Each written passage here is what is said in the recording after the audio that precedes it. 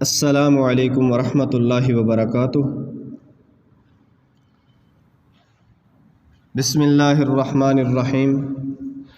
اللہم صلی علی محمد بعدد کل داء و دواء وبارک وسلم۔ آج کی حدیث حضرت ابو ہریرہ رضی اللہ تعالی عنہ سے روایت ہے کہ رسول اللہ صلی اللہ علیہ وسلم نے ارشاد فرمایا، ایمان والوں میں زیادہ کامل ایمان والے وہ لوگ ہیں جو اخلاق میں زیادہ اچھے ہیں۔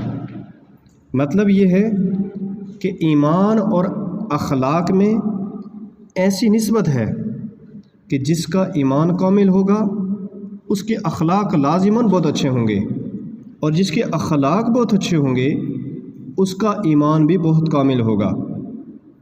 ایمان کے بغیر اخلاق بلکہ کسی عمل کا، حتیٰ کہ عبادات کا بھی کوئی اعتبار نہیں ہے۔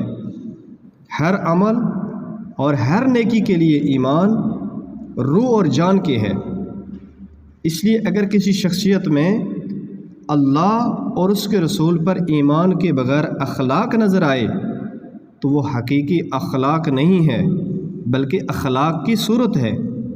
اس لیے اللہ کے یہاں اس کی کوئی قیمت نہیں ہے۔